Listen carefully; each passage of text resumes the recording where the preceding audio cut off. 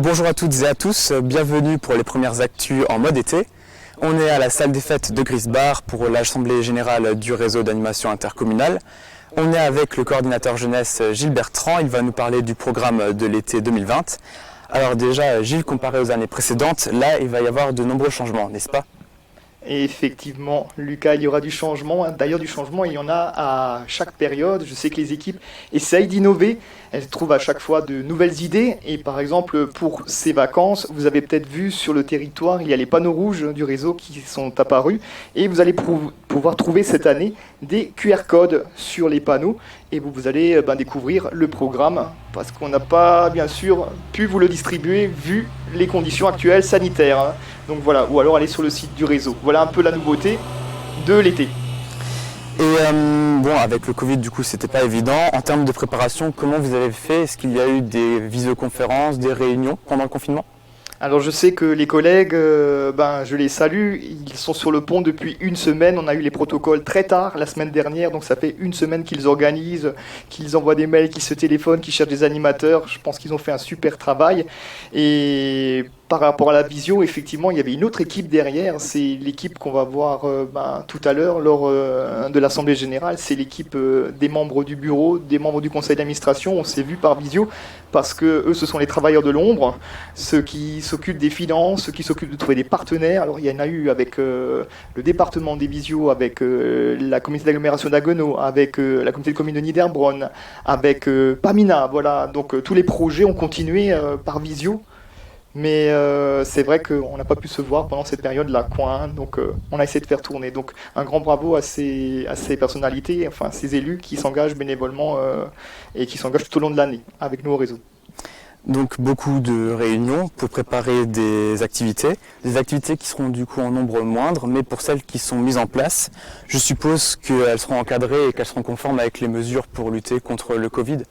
Alors oui, avec notre directrice et les animateurs, on a fait le choix cette année de multiplier les projets, mais d'avoir un effectif plus réduit d'enfants ou d'adolescents, etc., pour éviter le brassage et pour éviter les contacts, etc. Donc je sais que par exemple, on a plusieurs, alors je vais me permettre de prendre ma petite feuille.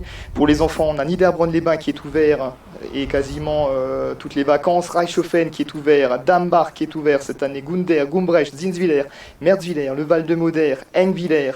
Et puis au niveau du contenu, il y a les dinosaures, de la magie, on passe par la nature, on a aussi une semaine sur le chant gospel. Bref, tout cela on le trouve sur le site du réseau animation intercommunal. Et donc ça c'était pour les enfants et du coup maintenant pour tout ce qui est les ados. Alors pour les adolescents, on a privilégié cette année des stages avec notamment à Reichshofen un stage vélo, à Niederbronn un stage DJ. On va faire aussi un graphe la semaine prochaine sur un des bâtiments en haut niveau du tennis à Merzwiller. Il y aura une semaine sur les sciences, à Ndambar un stage photo, à Pfeffenhofen de la magie, à Rothbard, à Gumbrechtshofen un stage avec des palettes, à Zinswiller également. Voilà un petit peu tout ce qu'il y a pour les adolescents. Et je termine peut-être par les séjours où ceux-là, ils étaient quasiment tous complets avant le confinement et les familles ont gardé les enfants inscrits. Donc ça veut dire que ce dimanche, on a un bus de 40 enfants qui partent dans le Doubs pour une semaine d'aventure, spéléologie, escalade, tir à l'arc. Voilà, on a de la chance. Donc quand même beaucoup d'activités. Et pour finir, on ne va ne pas parler du réseau en été, enfin on va parler de Montmoncène. Là, il y aura du coup, je suppose, des changements, des nouveautés, un peu comment ça va se passer. Est-ce qu'il y aura aussi, est-ce que vous pensez déjà à l'édition 2021 ? Alors effectivement, le festival cette année est annulé, il est reporté avec toutes les compagnies qui devaient venir en 2021. Je vous donne déjà les dates, du 4 au 8 août. Donc on garde la même programmation et elle est juste, comme on peut dire, elle est juste reportée d'une année. Voilà. À la place, on a souhaité quand même être au plus près avec les membres du bureau qui ont donné les consignes au printemps, d'être au plus près de la population. Donc, au lieu de rassembler 3 000, 15 000 personnes sur les 5 jours à Niederbronn, on va essayer de rester chaque animateur sur sa commune et de proposer des animations de proximité. Il y aura des compagnies quand même qui vont faire le tour du canton. Je pense à la compagnie Alta Gamma et son spectacle, à la compagnie Les Acrobales, à la compagnie Les Ribambelles. Il y aura également Pascal et ses jeux. L'année dernière, on a pu le découvrir pour la première fois. Il est de retour. Il s'est adapté pour pouvoir faire profiter les enfants. Il y aura des jeunes talents qui feront le tour du canton. Voilà, vous aurez les informations courant du mois de juillet. Et avant Moment Scène, il y a toujours les animations de rue. On peut aussi dire peut-être un petit mot de ces animations-là. Donc elles seront cette année sous un autre angle. Il n'y aura pas, comme d'habitude, des sports. On sait que le bubble marchait très bien à Reichshofen, à Bischofен. Donc toutes ces activités où il y avait du contact, on ne pourra pas les faire. Nous avons donc décidé avec les animateurs de faire des veillées. Des veillées de 19h30 à 21h30 où les activités seront adaptées avec la distanciation sociale, avec pas de contact. Alors vous allez me dire, mais qu'est-ce qu'on va faire? On va faire des blind tests, on va faire des chasses au trésor, on va faire notre petit projet qui va sûrement émerger fin de l'été, du cinéma plein air, et on va tenter de faire 2 cinémas cars, ciné-cars, ça s'appelle, donc vous allez être dans votre voiture et vous pouvez avoir le son. Ça c'est prévu pour la fin de l'été. Un dans le sud, du côté du Bérard, et normalement un dans le nord, du côté de Dambach. Restez vigilants sur les panneaux rouges.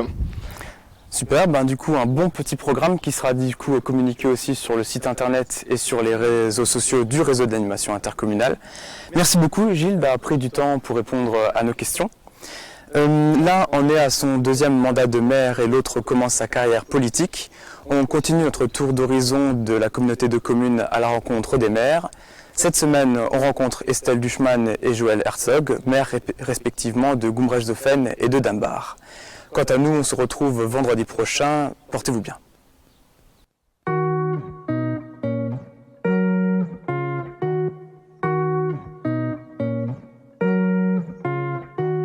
Estelle Duchmann, j'ai 38 ans, je suis mariée, j'ai 2 enfants, 2 filles, scolarisée au collège de Niederbronn et je suis collaboratrice dentaire à Strasbourg. Je m'appelle Joël Herzog, je suis né le 1er mars 1973, donc j'ai 47 ans. Je suis célibataire et je vis et j'habite au Wienertal. Je suis comptable de profession chez De Dietrich à Zinswiller. Et donc, entre autres, je suis encore croque-mort aux pompes funèbres Link à Reichshofen. Donc, c'est le 2e mandat en tant que maire et auparavant, j'avais déjà 3 mandats d'adjoint maire.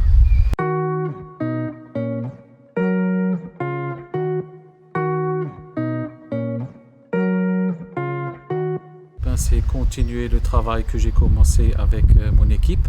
Donc, poursuivre et réaliser certains projets.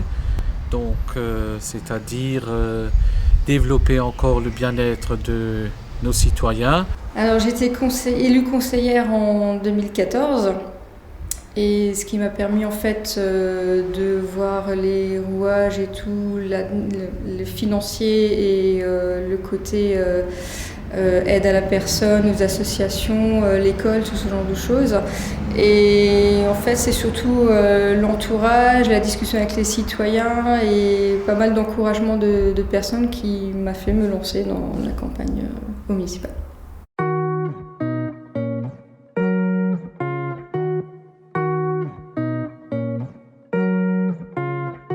Et en fait, fallait reprendre tous les dossiers. Puisque voilà, avec les 2 mois de confinement, il y avait pas mal de choses, il fallait passation de dossier. Et c'était surtout en fait le gros dossier qu'on avait, c'était les travaux de voirie de la rue d'Urvillers. Donc gros projet, gros investissements, et c'est vrai que c'est un projet très lourd en fait financièrement. Des petits projets, oui, il y en a quelques-uns, surtout des actions citoyennes en fait, c'était un projet de campagne.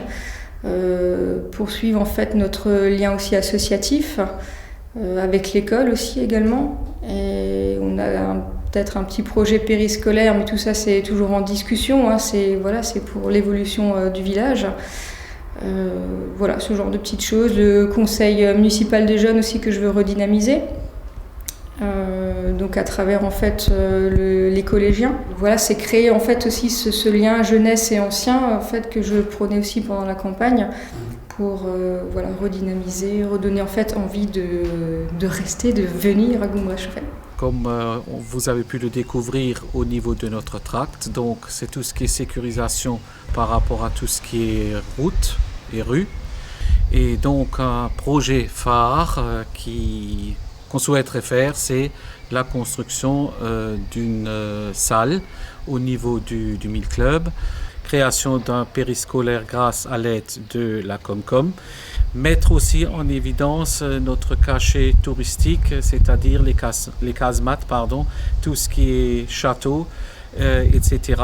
Et aussi soutenir nos associations locales qui se donnent de la peine à effectuer, à mettre en route des manifestations qui attirent pas mal de monde. Donc sans ce tissu associatif, je pense que Dambar ne serait pas aussi connu que c'est connu actuellement.